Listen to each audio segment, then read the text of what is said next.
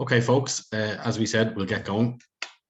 Thank you for joining us on this webinar, How to Coach the Nursery Player. Quick introduction, my name is Vinny Whelan. I am the National Development Officer with a remit for growth and participation with the Ladies Gaelic Football Association. So I'm delighted to welcome you along to this Ladies Gaelic Football Association webinar.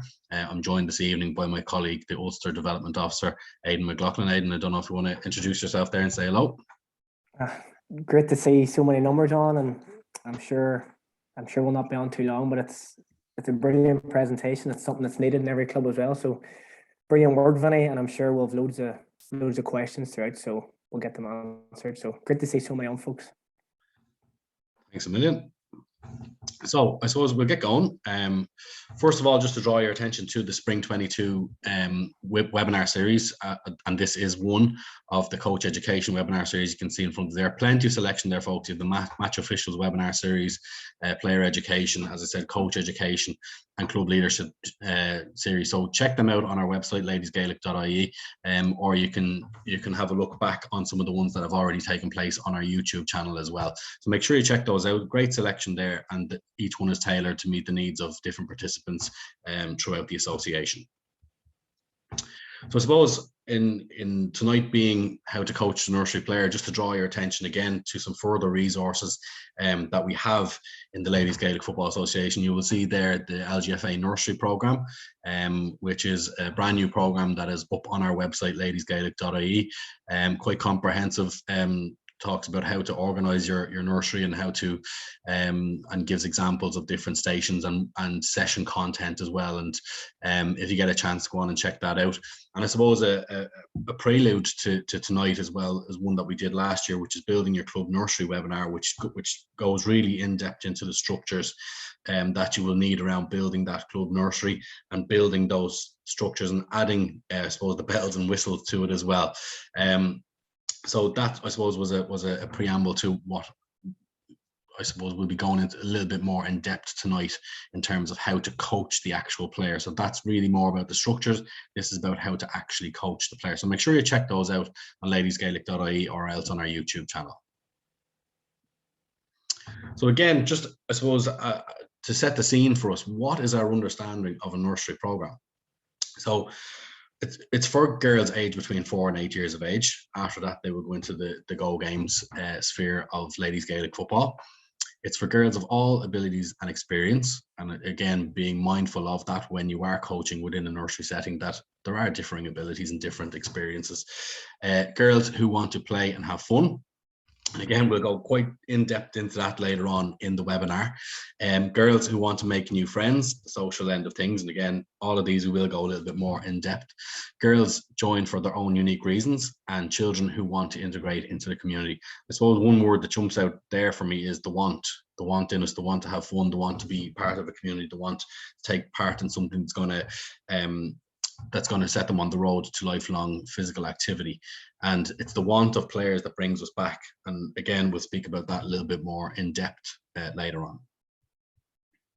So I suppose our first interaction tonight, and I always say this on webinars that I'm involved in, you know, you've logged on tonight, make sure that you are contributing as well. Okay, so something that you might type into the chat function, that might spark an idea in somebody else's head. Okay, that might spark an idea that somebody else in another part of the country or maybe another part of the world can bring to their nursery program.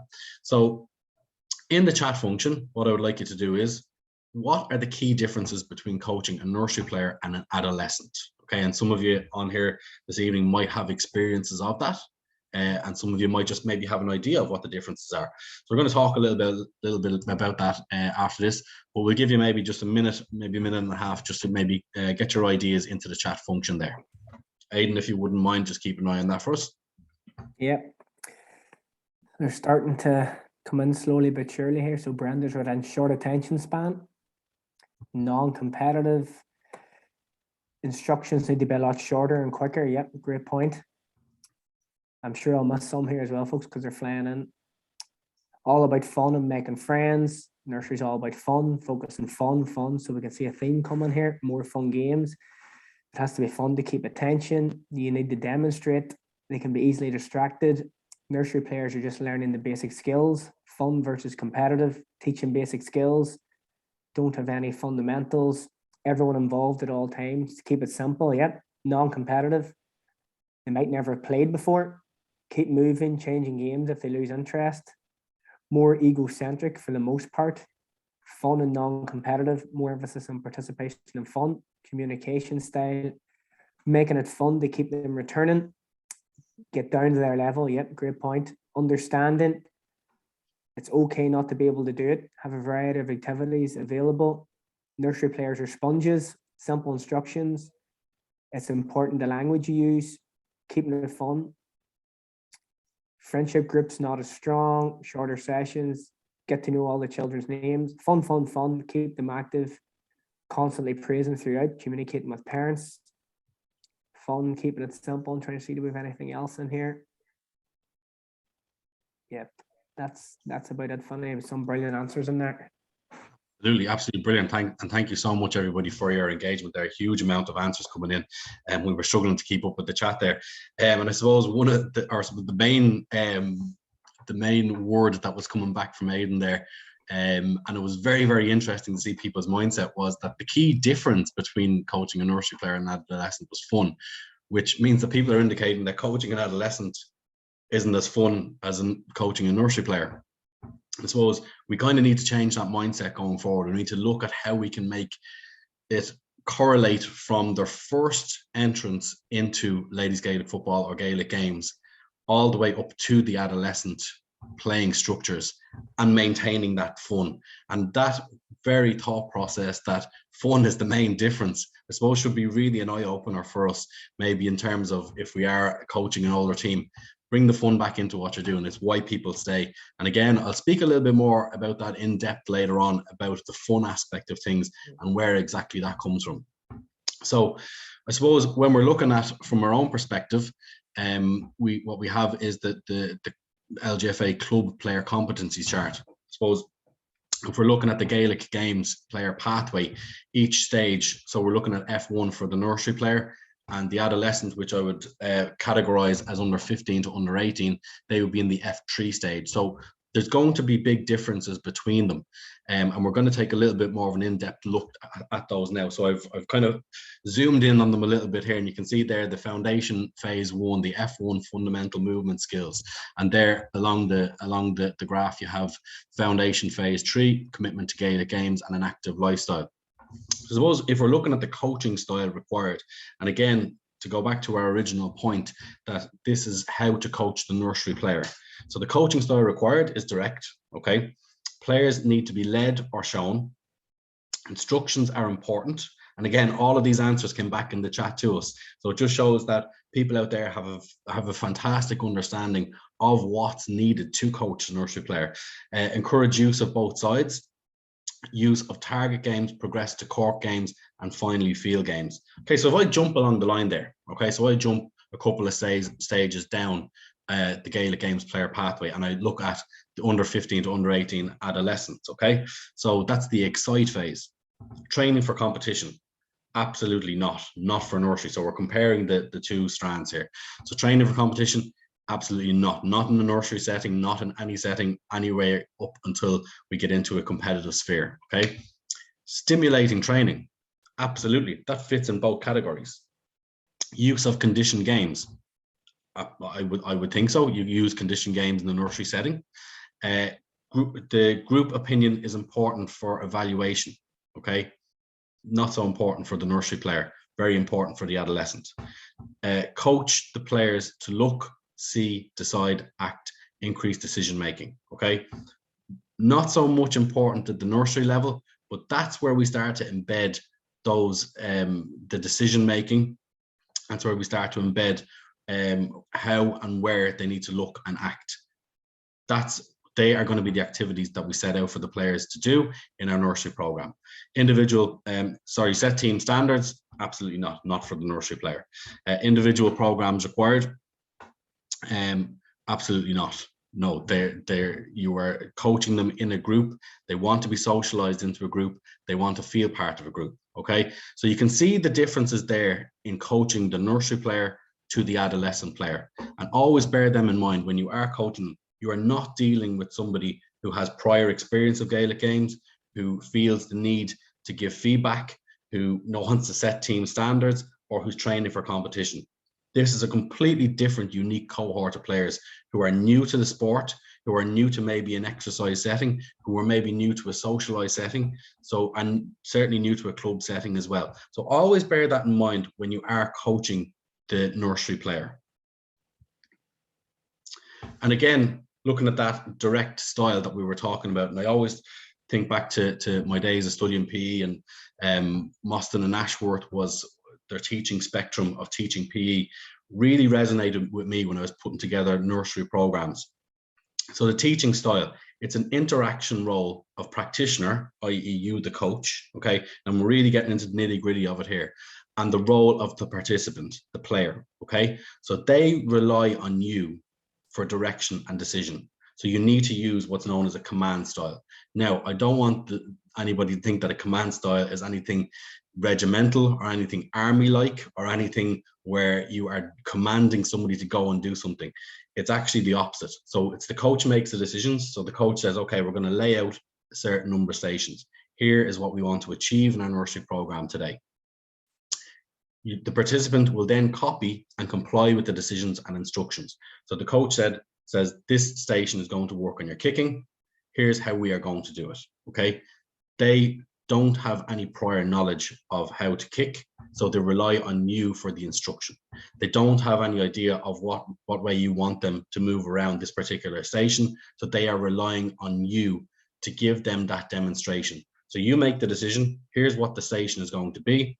Here's what we're going to work on in this station. And those players that needs to be explained to them. They need to see what it is, and then they will follow the instruction. And I suppose if you couple that then with the practice model, which is again the next step on Moston and Ashworth's teaching spectrum, that the coach sets up opportunities giving feedback to participant who is working at their own pace on tasks set. So you set the task. They're I suppose having fun around the station with their ball, trying to hit targets or trying to kick, or working on their hand pass, or if it's a maybe it could be a target game, but what you're doing is you are giving them feedback. When I'm talking about giving feedback to a 4 to 7-year-old or a 4 to 8-year-old, is that you're not standing them there and giving them this long spiel about how their technique needs to improve, or how how they need to go home and practice and work on their fitness. That's not what we're talking about. It could be a matter of you walking along beside them and saying, absolutely brilliant. Look, if you can't get that kick, put the ball on the tee, on the cone, use it as a golf tee, kick it off the ground. That's the feedback that they want. You're doing absolutely fantastic. Positive reinforcement the whole time. So the coach is setting up the opportunity for them to take part, and you're giving feedback to the participant who is working at their own pace. Let them off. You do not need to go every single step with them. That's absolutely brilliant. I'll come back and I'll have a look at you again in a few minutes. Keep it going, we'll be back. Okay. So when we are looking at employing appropriate styles for a 4 to 8-year-old, always think that the command is with the coach. The coach has to make the decisions. Here's what the station is. Here's what the theme is. Here's what we're going to work on here. The participant copies, complies, and carries out the instructions. After that, it's the positive reinforcement, the positive feedback that you're going to give them. Well done, keep it going. Maybe you might bounce that there next time, okay? So always keep that in mind when you are coaching as you go. So Aidan, I think you're going to jump in at this stage. I'm sure everybody's probably sick of listening to me. So Aidan is going to take over for a minute or two, and I'll jump back in a second or two. They might be sick of listening to you, Vinny, but they probably won't understand me. So I'll talk a wee bit slow. Busy complaint from Vinny sometimes, but so understanding how we learn the skill. So we all learn different ways. Just thinking back a long time ago to my days, sitting exams. Maybe my brother was a wee bit sharper than me. He would just pick something up from sitting in the classroom or reading it in the book. I physically had to be doing it or writing it down and going over it. So learning a skill is the exact same. Even if you haven't played before, if you have played before, or there's any golfers online, which Funny just mentioned golf a minute ago, you know when you've had a good strike. It's the same with the ball. You know if you've kicked the ball well, or you've caught the ball, you've bounced the ball. It's that touch, it's that feel, it's that experience. You know yourself when you've made that nice connection with the ball. So personally, for me, that's the best way I learn. So we can see on average 60% of people learn best that way, but I'm sure everybody's different online as well. Hearing, so 15% is hearing. So my brother was brilliant. You could say something, oh, he'd pick it up straight away. 25% is seeing visual. So whenever we're out coaching, a lot of the times we would say, we'll show the skill from 3 different angles, not just 1, 3 different angles. So those visual learners can pick it up as well. So you can maybe just throw it in the chat there, folks. We'll just do it nice and quickly. What way you feel, or what way you find best that you learn. So would it be through touch or feel, or would it be through seeing, or would it be through visualizing? We'll not spend too long on it. I'll keep an eye on the chat there. Whoa, absolutely flying in. Thanks a million, folks. Visual.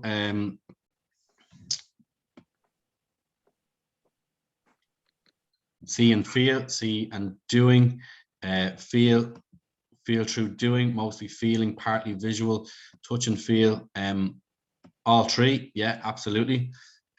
Visual through doing, visually watching and doing, yeah, absolutely brilliant. So I suppose, folks, we'll change that up a little bit, okay? And we'll ask you a slightly different question. What do you consider the key components of communication with players are in a nursery setting, okay? So we spoke about how they learn. Let's talk a little bit now about their communication, okay? So us as coaches, we need to put ourselves in the coach's mind, okay? What do you consider to be the key components of communicating with players in a nursery setting? So throw it into the chat there if you don't mind. Eye level. Oh, we're both on it. Simple and clear. Eye contact, clear instructions, demonstrating, smile like that.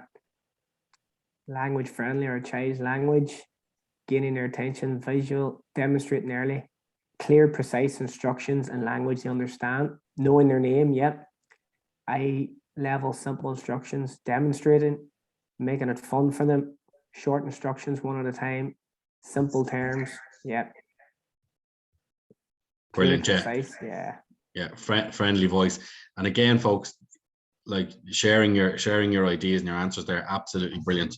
And it just shows the depth of knowledge that's out there, and the depth of knowledge and interest in people who have tuned in tonight. So I suppose we look at the next slide, and Aidan, if you maybe want to run through this one. So coach communication. So, and you've covered quite a lot of that in your answers there, which was absolutely brilliant. So be clear in instruction and demonstration. So previously I would have worked for Ulster GA, and there was a big study done in talking to under 6s at the time. And it was sort of worked out. You have about 10 seconds to give your instruction. So sometimes we would go out and look, and you might be rambling on for 2 minutes after 10 seconds, and you mightn't even have that for 10 seconds. They're gone. So get them at it straight away. Provide open questioning, which is brilliant. So if you're playing, you could be playing over the river with maybe under 8s, and an open question might be the ball kicking mightn't work. Kicking mightn't be working. They're maybe not ready for that. So you can maybe ask them, well, boys and girls, kicking's not working here. Is there anything else? Or how could we play the game so we can get a few scores? And you nearly push them down that avenue of, oh, well, maybe we could start by throwing the ball before we start kicking it over. So a 10-second rule, there we go, and let them at it. No long explanations. Children learn through doing. So let them at it, let them play. A lot of the times they'll come up with the rules, or they'll already know the rules, or they'll know how to play the game anyway. It's both what you say and how you say it. Celebrate successes.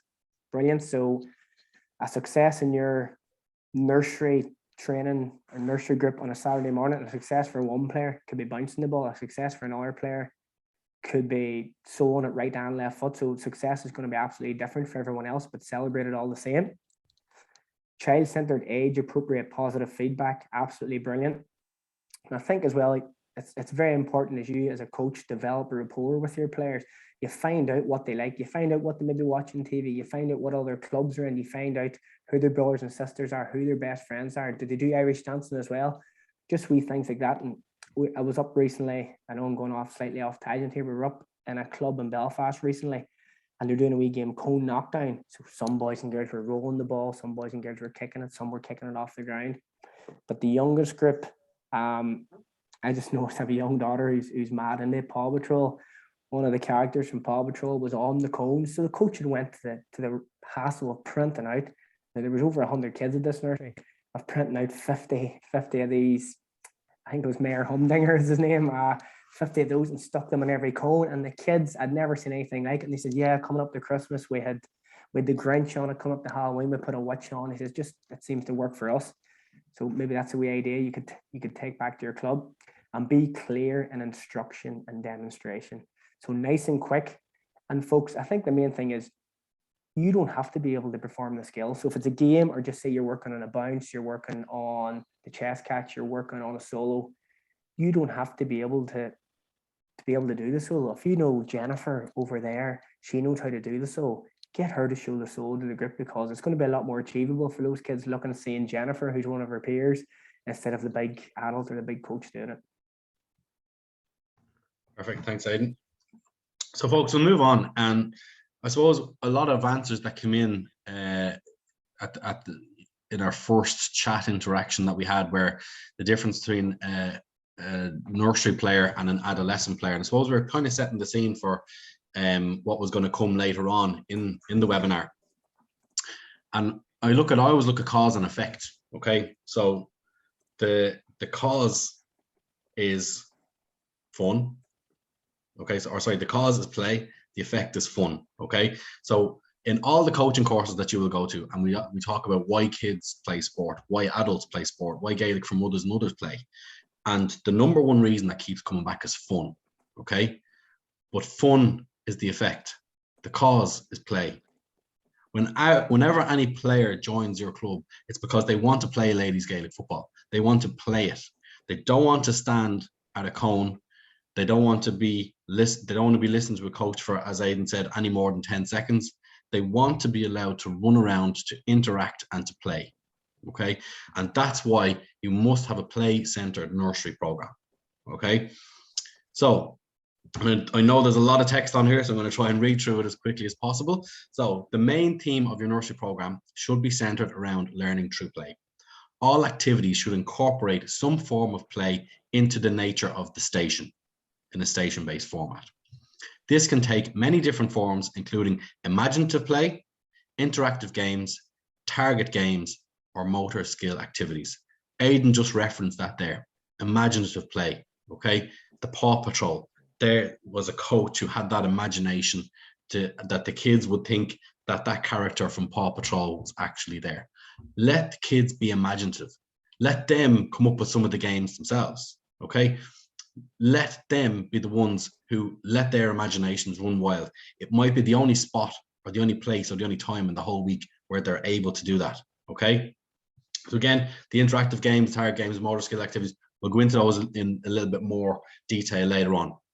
A lot of what we talk about in terms of implementing play-centered nursery programs doesn't just come from pie in the sky. We don't just pull it out of the middle of nowhere. There is actual evidence on this, okay? And again, I'm just going to read it out. I know it's quite text heavy, but I had to include this in it because it's going to point us in the right direction as coaches in our nursery program, or setting up our nursery program, or taking these messages back to the club to implement in our nursery program. So the act of playing is an important tool that influences a child's life. The primary goals of childhood are to grow, learn, and play. It is often through play that children learn to make sense of the world around them. It is a child's job or occupation to play and develop physical coordination, emotional maturity, social skills to interact with other children, and self-confidences to try new experiences and explore new environments. That is from the American Occupational Therapy Association in 2020. And I think that really hits the nail on the head. If you are thinking about constructing your nursery program, if you can look at that and bring that to life, the children are going to have an incredible experience run by an incredible coach who really understands what they need and what their purpose is.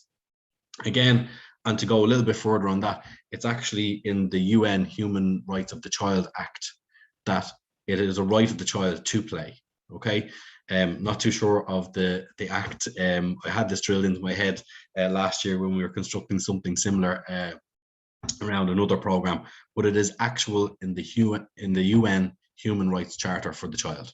And you can go on the UN website and have a look at that. It's there. Okay. So if you can bring that particular quote to life, your nursery program is going to be the most wonderful experience that the players in your club are ever going to have. Again, there's an unbelievable amount of literature and resources out there on how to develop fundamental movement skills in your nursery program. Again, I'll run through this very quickly because there are, as I said, you just need to research it yourselves. There's other webinars that have been done on this. There are instructional videos online that you can have a look on this. Go on to ladiesgaelic.ie and you will see plenty about this. But very, very quickly, how play can develop fundamental movement skills in our nursery. Okay, very, very important. So we're not just going to say to somebody the fundamental movement skill is, yeah, you just run, just go and run. Okay, well, that's running, isn't it?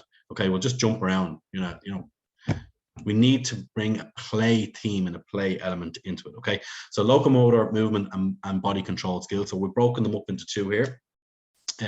For our players to be able to successfully embark on a pathway of lifelong physical activity, it is paramount that movement skills are embedded at an early stage of development. Each nursery session should provide its participants with the opportunity to utilize as many movement skills as possible in a fun and engaging way. Fun games and coaching aids can support coaches in implementing activities that cater for the movement needs of players. And then we have our object control. Okay, so we have our locomotor movement, body control skills, and then we have our more fine object control manipulation skills. For children to be able to execute the skills of the game, they must first learn how to perform countless different skills in many diverse ways. Incorporating ball and object control techniques and activities into the stations, as well as coordination activities, this will allow participants to experientially learn how to perform different skills in different ways until the execution becomes automatic at an early stage. When we spoke about the needs of the adolescent and we spoke about the needs of the nursery child, you were embedding these things at an early age. So when they get up to that adolescent age, everything becomes automatic. They're already socialized.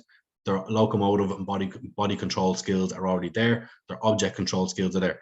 This is such a key stage of development for our players that it cannot be understated. This is where they develop those skills. Of course, they can develop them at a later stage. We're absolutely not going to pigeonhole anybody's developmental stage. But if you can embed them at this early stage, you're absolutely going to have those physically literate players once they get up to that adolescent stage. So the benefits of using play-centered nursery program for children, and I cannot state how important this is. Increased sense of self-worth. Okay, so I am here, I am playing with these other participants, I am enjoying myself, the coach recognizes that I'm here, my parent or guardian is here, I am worth something. I'm worth something to this game and this activity, I'm worth something to this nursery program, I'm worth something to this club. Okay, absolutely embedding that from an early stage. Experience of choice and decision making. Okay, and again, do I go here, do I chase them, do I try and hit this target? Okay, again, you're embedding that decision making at a very, very early stage through play. Okay, they're not standing at a cone, running up to one cone, around another cone. There's no decision making in that. You bring in the play-centered approach, and they will have that experience of choice and decision making from an early stage. Increased socialization. So that's that interaction with other kids in a play environment. Okay, so there could be a chasing game, it could be that they need to work together to try and hit a target, it could be that they're in a relay race together, they're working together, that socialization, those interactions with each other. Okay, and it might be that a child maybe doesn't get that much interaction at home, they maybe don't have any siblings, they may be in a situation where they're not around other children much, and this is that opportunity through play, okay, to give them that increased socialization. Leadership skills develop. Okay, so it could be that the coach gives the choice of, okay, line up, I want you all to pick a colored cone, run over to a colored cone before play begins. So one child might take that leadership upon themselves and say, okay, everybody go to the red cone. Leadership skills absolutely develop at that early stage. Go catch them, look over there, okay? You will see those leadership skills develop. Adaptive behaviors and coping skills, okay? So to be able to adapt, I was chasing, now I'm being chased, okay? I was tackling, now I'm running with the ball. I was able to bounce, now I'm trying to stop somebody from bouncing. I won the last game, but I haven't won this game, okay? So being able to adapt, and again, at home, some child might never lose, okay? She might always win, okay? And those adaptive behaviors are being lost and further eroded away. In a nursery play setting, they're going to get caught, okay? Or they're not going to be able to hit a target, or their team is not going to win the relay race, or they're not going to win the sack race or the tug of war. And that's okay. And that's fine, because you're giving those coping skills, okay? I need to be able to cope with this, okay? Increases attention span. If the game is going on for a certain amount of time, maybe they don't have a high attention span. Maybe the station goes on for 8 minutes. They need to concentrate in that play environment for that amount of time. So they need to be able to have those increased attention spans. And that could be a process over weeks, months, years, okay? But it does increase over time in the play-centered environment and provides intellectual stimulation. Okay, so again, we go back to the decision making. We go back to the problem solving. Okay, so I need to solve this problem. Where do I go next? Okay, I have a choice here. I'm either going to go that way to hit the target, or I'm going to go that way to bounce and solo.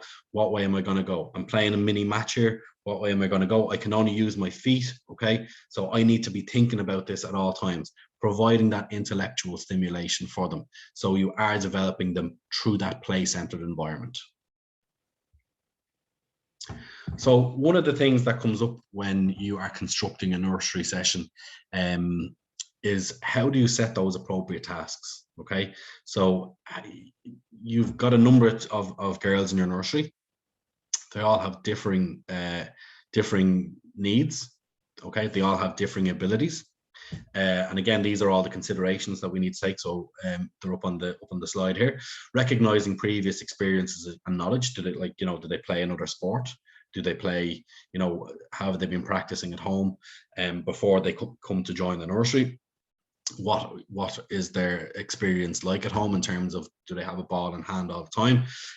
Have they got a PE orientated teacher in school? So recognizing the previous experiences, recognizing that you don't want them to become bored with the activities that you've set out, but at the same time, you don't want them to become too complex or kind of, too unattainable. So you're kind of saying to yourself, I need to construct appropriate activities and appropriate tasks to meet the needs of this cohort of all differing abilities. Okay, and it's very easy for a coach to stand there and go, well, I've set up that station there, sure, they'll be grand, that's fine.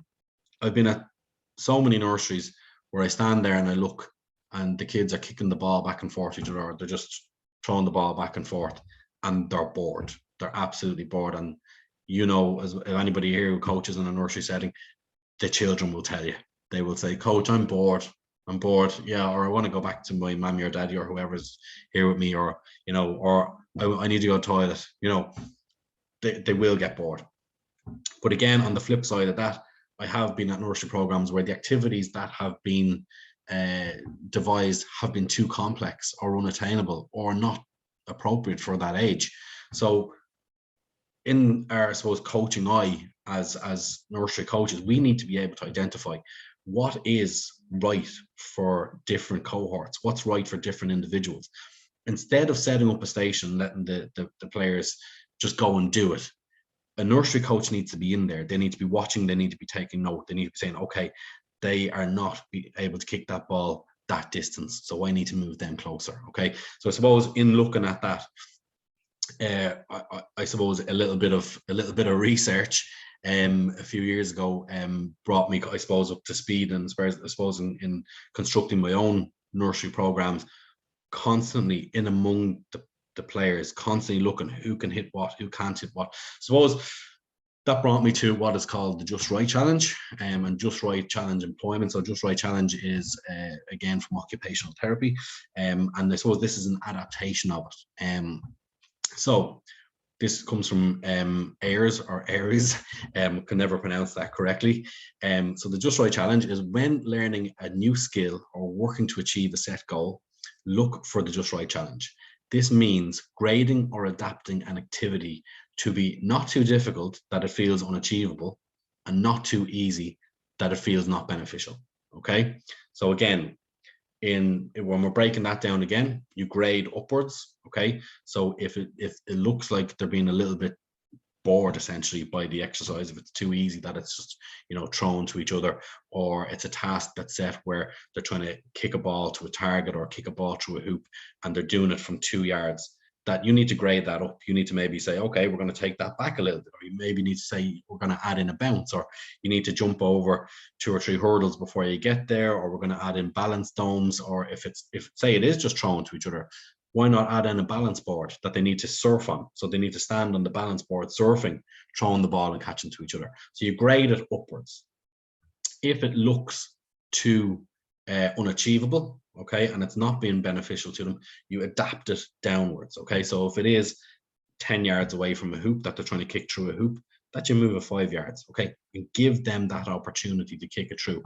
And again, that's all through trial and error. That's the coaching eye of the nursery coach, getting in amongst them, having a look at the individual players, seeing what they can and cannot do, and adapting it to meet their needs. So I suppose it's the adaptive response. I suppose what you're doing is it's the place, and I suppose we're talking about an imaginary spot here, or a place between where a child is met between boredom from something being too easy and frustration from it being too difficult.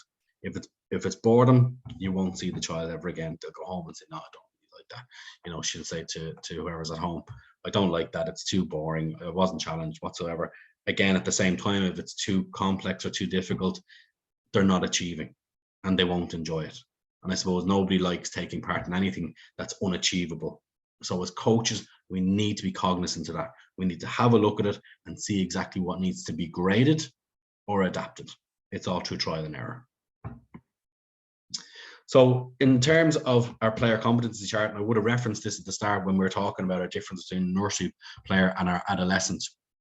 And this, I suppose, gives you a walkthrough guide, and it's on ladiesgaelic.ie as well. I won't spend too much time on it, but I just wanted to give you the rest of the column, I suppose, in terms of working with the nursery player between 4 and 8 years of age. Obviously, we have our tactical there, which wouldn't be too long of a column, but the fun games, the fair play, the friendly competition, spatial awareness of basic positional roles, all of those things that come into a nursery program. You have your technical, which is a lot of our FMS and our locomotive or ball manipulation skills, trying to get that word out. Then you have your mental, your lifestyle, and I suppose we ran through the coaching style required as well. That's up on Ladies Gaelic. Go and have a look at it in terms of, it gives you a great guide as to what you need to do and what you need in terms of content implemented into your nursery program as well. So go and have a look at that. So our session ingredients. Okay, so what are the ingredients that we need in our session? Bearing in mind everything that we've just spoken about, our play, bearing in mind our communication, and bearing in mind our grading and our adaptations to meet the needs of each participant. Okay, so guide the players through the activities. That's our communication. So guide them through it, talk them through. We talked about Mostyn and Ashworth's teaching spectrum, your command style, and you follow them and you talk to them and you guide them through it. Okay, opportunities for chat. Give them those up. It's not school. Okay, so as an ingredient of the session, if you are constructing a session and as the coach, you cannot be regimental. Players want to talk to each other. They're there to socialize. They are there to enjoy themselves. They are there to interact. Okay, give them that opportunity. Plan for that in your session. Always provide options and choice. Okay, so, and I spoke about this a little bit a few slides back. When you're setting up your stations, do you want to go this way? Do you want to go that way? What game do you want to play? Okay, let them give you the games they want to play. Did you play anything in school this week that the rest of the group here you think will be fun? Let them give you the imaginative part of what you want to do. Give them the options. Okay, set up for success. Again, that goes back to the last couple of slides. make sure that there is the opportunity there for success. Make sure that it's not something that is too complex that they cannot achieve. Essentially, you're rigging it. You're rigging it so they will have as much fun as possible, and that they will bounce out the gate, and that they will say to somebody, you know, oh, I was able to hit the target, or I kicked the ball through the hoop, or I hand passed my partner and they caught it. Or when I played, when we played a little mini match that, I got on the ball 5 or 6 times in the space of a minute. How did you get on the ball 5 or 6 times? Because you're giving them 2-on-2, 3-on-3. You're giving them those opportunities for success. Fun finishers, the last thing that they do walking out the gate should be a fun finisher. When I go to nursery programs, I always look, and the warm-up is the fun game, or it's a station. Make sure that the last thing, get everybody in, everybody come in, all the coaches in, the coaches maybe get involved, the fun finisher. Make sure it could be a tag game or something silly, or I don't know, in summer months, a water fight, or trying to hit the coach with a water balloon running through a gauntlet where everybody stands up the sides, or it could just be with a soft ball. But make sure the last thing that they remember from your session, as the coach, you need to ensure that it's the fun finisher and part sport specific. Okay, what I mean by part sport specific is over the last number of years, we've kind of heard of non-sport specific sessions and embedding those generic skills. They are absolutely and utterly valid points. Okay, in research, it'll tell you that a lot of the people who make those points are operating in professional setups, and we need to recognize that nursery programs generally only happen once a week. Okay, so we don't want to get to a situation where somebody is leaving your nursery program. Okay, they can do certain skills. Okay, they can run, they can jump, they can throw. But then when they go into goal games, they don't know what a hand pass is. They don't know how to kick from their hand. Okay, they don't know how to tackle with one hand. Okay, they don't know how to do the specific skills of ladies Gaelic football, and that's what we need to be embedding. So, should it be sport specific? No. Should it be generic session? No. It should be meeting in the middle somewhere where we are embedding those specific skills of ladies Gaelic football, those unique skills of ladies Gaelic football, into their sessions at a very early age. Okay, so the generic sessions, and it is lovely to read all the articles and everything about it, but if you dig a little bit deeper, it does seem to be that it's professional setups, or it's academies, or where they're working with the players maybe 3 or 4 times a week. It's not realistic from where we're coming from. Okay, the nursery is a maybe once a week fun event that happens in your club. So again, we spoke earlier on about different types of games. So obviously, you have your family of games. And again, there's so much literature out there that I don't need to go through these one by one. A quick Google search will bring you through these, or even a Ready Steady Coach course within your club. So tag or chase games, target games, field games, corp games, part invasion, full invasion. They can all be researched by yourselves, but not forgetting just that free play. It could be a game of cups and saucers. Okay, it could be animal activities. So working as working in a square or a playing area, everybody do the movement and the sound of your favorite animal, developing fundamental movement skills through free play. There's no cones, there's no standing in a spot, there's all moving around. Okay, activities to develop both sides. There's actually a section in our nursery program that will give you a number of activities to develop both sides. It's a natural thing and a natural development in a child that they will spontaneously favor one side over the other. But what we can do is we can strengthen the other side. We can strengthen it to the point where they can execute skills on their left and the right. Okay, and that I suppose come up in our answers earlier on. So activities to develop both sides. As I said, go and check out the nursery program on ladiesgaelic.ie. There's plenty of activities on there. Sack races, tug of war, and again, they're not sport specific. Wheelbarrow races is a huge one for developing both sides. It triggers that part of the brain. Ball familiarization, we spoke about that in our fine motor skills. Races is a type of a station that we can do, and circuits. Okay, a very popular one that we have in our nursery program is and I love the name, is Pelling Back. Okay, so it's I suppose a Ladies Gaelic Football Association nursery version of a certain obstacle course that adults like to do on their work weekends away. So Pelling Back, go and have a look at it. And circuits are brilliant to keep the kids moving. It gives the coach that opportunity to have a look and see what they can and cannot do. It gives them the opportunity to guide them and direct them. It gives them the opportunity to use that command style and that opportunity to give them that positive feedback as they they continuously move. So tips and tricks. There's no anecdotal evidence to support any of these. These are literally from feedback that we got from a lot of our tutors, and feedback that we got from our own experiences from dealing in nursery programs. So encourage noise. The more noise, the more fun the players are having. I say that for nursery programs. I say that for adult ladies football teams. The more noise, and for Gaelic for Mothers and Others, especially Gaelic for Mothers and Others as well, there is absolutely no different. The more noise you can harness from the group, the better. They're in school all week. They're might be in the back of the car, you know, traveling for a certain portion of the weekend, maybe down the country to see aunties and uncles, or maybe up the country to the city. Let them utilize their little voices. Let them scream, let them shout, let them make those animal noises. The more noise, the more fun the players are having. Okay, always bear that in mind. Use coaching aids and equipment to be as imaginative as possible. Aidan spoke about this earlier on. Okay, you had the Paw Patrol.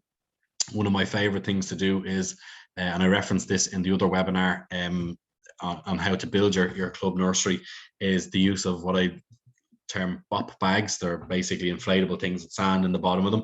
And a nursery program, once I bought a load of them, they were all different Avengers. When the Avengers were popular, of course, all the 4 to 8 year olds knew exactly what they were. And the beauty of it is, when you kick the ball at them, ball hit them, they'll get knocked over, but because there's sand in the bottom, they'll come back up. No need for goalkeepers, because these were my goalkeepers. Okay, so it absolutely encouraged the girls who were playing football in that mini match sense. It was only 3-on-3, but the 2 goalkeepers, being the Avengers, were in the goal. They were trying to kick the ball from their hands to hit those Avengers, knock them into the goal, and they came back up. It was absolutely brilliant crack. Be as imaginative as possible. Tap into what the children really like. Girls, what are you all watching? What's on Nickelodeon nowadays? What's the big thing? What do you do in school? Is there trading cards?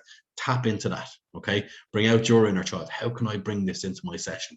How can I be relatable to them? Okay, and again, the coaching aids and equipment. You got your balance boards, balance domes, a whole host of balance beams, hop pads, tunnels. Bring out your imagination. I always say, if you can make it look like a human version of Crufts, you're absolutely flying. So think of all that equipment and lay it out and let them away. Every participant should have a ball or a piece of playing equipment at all times. There's nothing worse than seeing somebody standing there and just kind of counting the clouds, or picking grass. I did say earlier on that give them those opportunities to talk, and that's absolutely perfectly fine. Okay, but try and engage them when that's not happening. Okay, so there's nothing worse than seeing them stand there, and they will get bored. And that's what I spoke about earlier on. Find that point between boredom and challenging. Keep everything fun with play at the center of your activities. I don't need to hammer that home anymore. I think I've stressed that enough earlier on in the webinar. There should be no waiting in line. Okay, unless it's a relay race, everyone active always. If you want your child to be in a line, bring them to the closest ATM. And that's all I'll say to you. They're there to play. They're there to have fun. They're there to be active. So unless it's a relay race where they might be interacting in a different way, maybe making a tunnel by having their legs out wide, when the player comes back, they need to roll the ball through. But lines are absolutely laps and lines. That's what I always say. Keep laps and lines out of your training sessions. High fives, or in the current climate, fist pump as a sign of approval and recognition. That connection that you can have with them, fist pump. At one point when I was in my last career, I suppose, when I was coaching in schools, there was one school, and each child had a different, and these are only 4, these are of nursery age, they did a different fist pump for me, every different child. So it was, they had made up their own unique ones. It's an acknowledgement. And again, we spoke about that self-worth earlier on. I had to remember all of them, by the way. But it's an acknowledgement of their worth to you. I acknowledge you. I know that you're here. And I know that you are somebody of value, and you value me because you've taken the time to come over and just acknowledge me. Okay. And let the children make up their own games. I spoke about that earlier on. They will tell you, oh, we did this in school during the week, or me and my friends on the road, we were playing this during the week. Let the girls come to you. Okay. Who has a game this week? Okay. Did anybody make up something new? Or did your teacher play something in school with you? They might let their imagination run away with them. Let them do it. It's their play area, not yours. Okay. In terms of our resources, okay, to, I suppose, back everything up that we spoke about tonight, and if anybody does need any direction in terms of, you know, where, in terms of the nitty gritty of the coaching of the particular skills, you have your skill cards that are on ladiesgaelic.ie/learn, skills videos, everything we spoke about, the visual earlier on. Activities, Pell magazine, which comes out quarterly, will have activities in there, brilliant activities, maybe not specifically nursery related, but definitely adaptable to your nursery program. Home skills booklets, the nursery program, which I reference heavily on ladiesgaelic.ie. If you go to the LGFA hub, it's one of the first things that comes up on the club end of things. Goalkeeper Resources, again, if aside from the nursery program you do want to do something extra, Goalkeeper Resources there. And again, I spoke about that earlier on, our fun webinar series that we also have. Our partners in the GAA that we share a lot of platforms with, we share the planner, the activity planner. There are a mountain of nursery programs or nursery activities in there. So go on and have a look, and you can tailor it to meet your own needs, and how to use your own equipment and stuff. So you literally filter stuff down for what you want to find in there. So it categorizes stuff. Obviously, you will click football, and then the age grade, and then your fundamental movement skills, your basic motor skills, and you have a look from there on in. So loads of activities on there. Go on and be as imaginative. Maybe take them as the basic, and be as imaginative as possible yourself. For the resource, and I spoke about this earlier on, I would have referenced heavily through the webinar as well. Our LGFA nursery program that is up on our website. Plenty of activities, of stations that you can do, and you can take the ideas that are there and bring them to the next level if you want. Or you might look at that and say, that looks okay, but I could, you know, or I have this idea of equipment. I'm looking at the one on the screen there. What it doesn't have is maybe a cargo net laying on the ground that they need to crawl under. You know, you call it the spider's web. That's just one I'm looking at there, from the one that's on the screen, which is called Hand Solo, very imaginative. And then you have your Building Your Club Nursery webinar, which I suppose was the previous one that we did to this. That's more about the personnel, the structures that you need to put in place, and how you get things up and running, and your advertising as well. So folks, we're just coming near the end of the webinar. I just want to thank you for your engagement this evening. And in the chat function, what I would like is, myself and Aidan will monitor this. If you had an or OIC moment from this webinar, thinking back on everything that we covered this evening, if you wouldn't mind typing that into the chat there. And it might trigger something in somebody else's mind, or if you have any specific questions that you think we could answer for you, just type them in there, and myself and Aidan will be gladly here to answer them for you for the next foreseeable. So just type them in there. Aidan, if you wouldn't mind just keeping an eye on that for us. Yep, they're flying in already. So 10 seconds for instructions, no waiting in lines. Apologies if I miss anybody's here as well, folks. Every station to be play centered, no lines, the 10 seconds. The fun finish, send them home happy. I thought that was brilliant as well, Vinny. Most people would normally end with a wee game, but I think the fun finish is brilliant. Child always with the ball or piece of equipment and the 10-second rule. No waiting. Ending the fun games, 10 seconds. The Avengers idea. The fun finish. Where have we got? No laps, no. That was a nice one as well. Laps and lines, yeah. Yeah. Fun finish, great to know. Fun finish seems to be coming in a lot. No lines and fun finisher. There's a common theme. Everyone moving at all times. Laps, no lines. Include the coaches in the fun finish. 10 seconds, no rules. Oh, we have a question maybe in here, do we? Before there's a load of our stuff flying in. It is, Any recommended place in Ireland to purchase the sandbop bags? Where I got mine was one of the, and I don't particularly know which one it was. It was one of what I call the discount stores, and you'll get them in there, or one of the toy stores, one of the larger toy stores. A quick Google search will bring you to them. I did actually have to shop around for quite a long time. I remember when I was constructing that particular nursery, and at this stage I've constructed a few of them for different clubs. I was like a man on a mission trying to find those bot bags. I went to every shopping centre in Dublin. I went to every website I could find. At the time, they're actually massively sold out. But yeah, they're a fantastic idea. I actually got the idea off looking at Premier League clubs who were using it was kind of like stick men for their wall, you know, when they're practicing their free kicks. And I said, how could I bring that into the nursery setting? And it just kind of clicked at me, and I think I saw one of them online one day. I said, obviously I can't use those stick men because they're extremely expensive and dangerous to have around 4 to 8 year olds. But that's how I adapted it. And the kids absolutely loved it. When they knocked one over, sure, you know, you'd think that they were in an Avengers movie. They were running around screaming so much. So it was a fantastic thing to see that they were enjoying this new venture so much. And again, look, probably what happened was I should have maybe, as soon as the session was finished, and if anybody does ever get them, here's a word of warning: as soon as the session is finished, you grab them and you deflate them and you run, because I turned my back one day and they were being volleyed up and down the pitch, not by the nursery kids but by older kids. It was gas because the older kids came down and they saw what was going on in this nursery program. They hadn't had it when they were in the nursery, and they all of a sudden they wanted in. So it was gas to see, but yeah, they didn't last me too long, and then that's why I had to kind of go on the lookout again, because they were burst within a couple of weeks.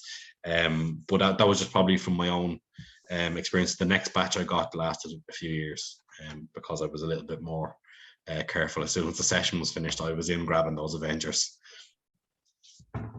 We've a few more here. Always active, but allow you chat. Paw Patrol idea, very good. Definitely the fun finish. We always end with a mini match and tend to start the training with a fun game, but we'll do the opposite now. Fun finish works very well. I agree. Would you separate under 6 and under 8 within the nursery? Absolutely, yeah, I would. There are, but again, it depends on the numbers that you have. If I had groups of 8, I absolutely would segregate them. If it was only 4 and 4, I'd probably keep them together as one group. Again, it depends on the space you have available. It depends on the equipment you have available and the coaches that you have available as well, and possibly assistant coaches as well.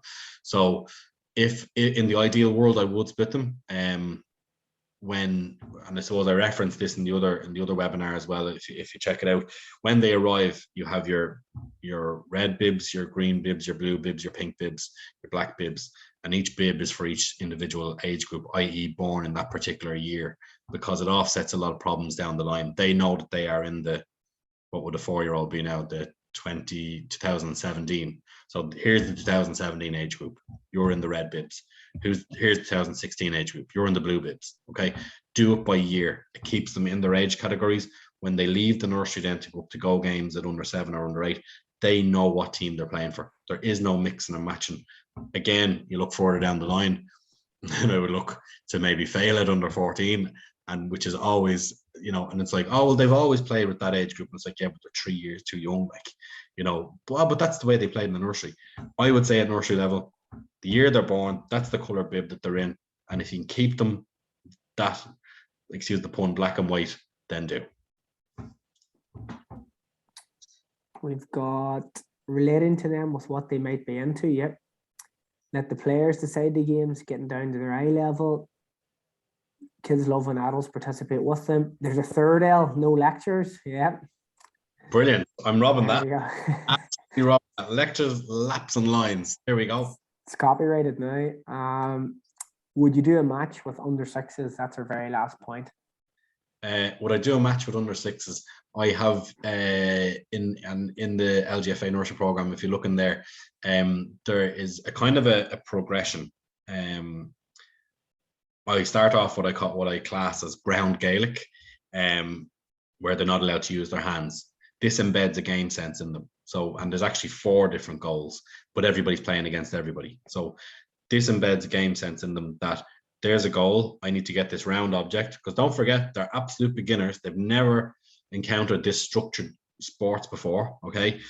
I need to get this ball in there, just maybe using my feet. Again, you're working on foot-eye coordination from the outset.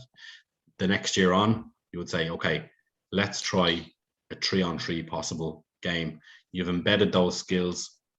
They're picking the ball up now. They now know how to hand pass. They know how, or if they don't know how to hand pass, let them do an underarm throw. Let them do it. But say, next week I want you to learn how to hand pass. And let them do that. And they will know from then on how to kick the ball from their hands.